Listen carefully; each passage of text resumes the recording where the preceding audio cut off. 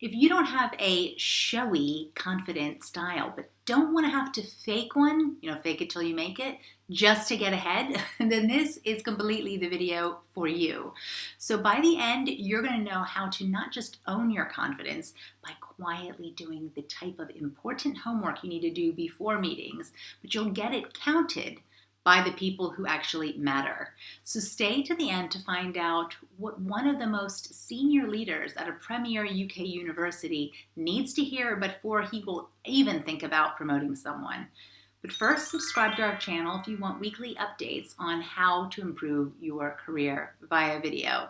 And if that sounds good, then click the bell so that you never miss one.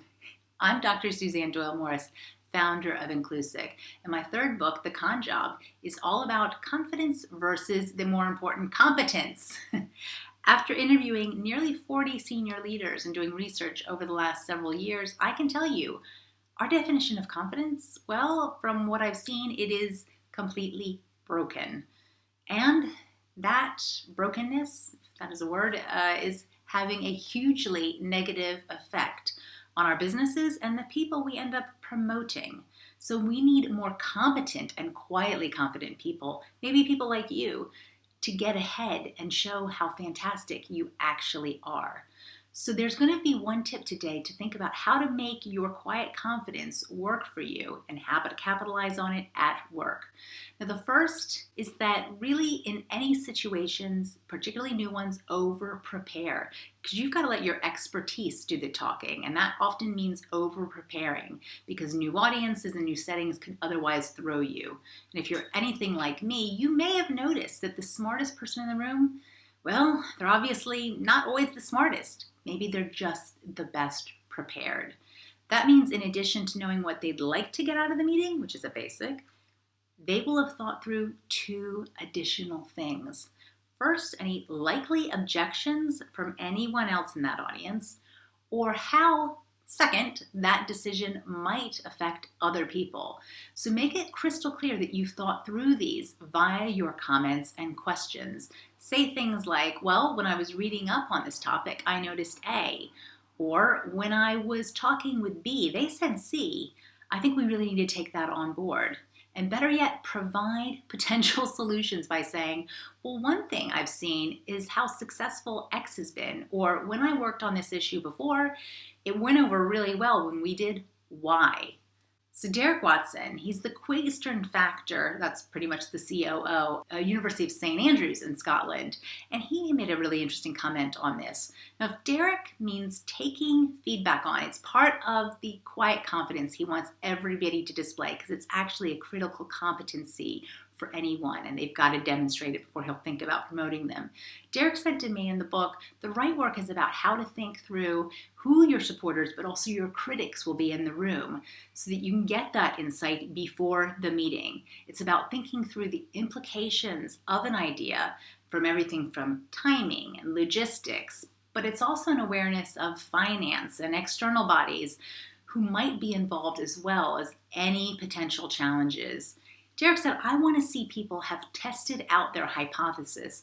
People have gone to every stakeholder and said, you know what, can you give me some thoughts on this, or what am I missing? He said, these stages are vital for two key reasons. He said, they highlight who may support you in a meeting. Plus, they'll help address who the naysayers may be and any challenges those guys are going to raise. He said this step is really important if you weren't able to get them initially on board, because addressing their concerns publicly will then allow you to demonstrate that you want to take their issues on board to move towards a solution. Plus, it gives them any evidence that you actually want to collaborate in order to get around the challenges.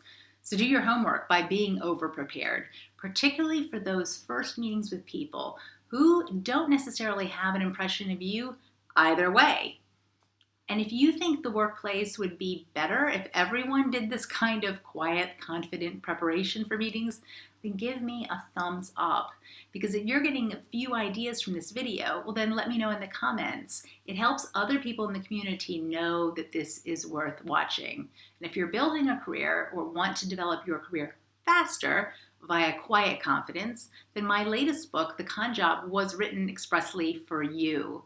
Because I have discovered many people are far more confident than we give them credit for. They just approach things differently from the status quo, which means we've got to widen our definition of what competence looks like. And if you want to help me stand up to the status quo and change this skewed definition of confidence, then click the link below to get the book. And if you support my goal of making the workplace fairer for a wider range of people, comment below and get involved in the activity around the book by following #MoreCompetence on Twitter or Instagram. And please share this video with your friends or colleagues too, because it is the only way we're going to make a bigger impact. Subscribe to our channel and that you'll be the first to see the videos as they're released for this series.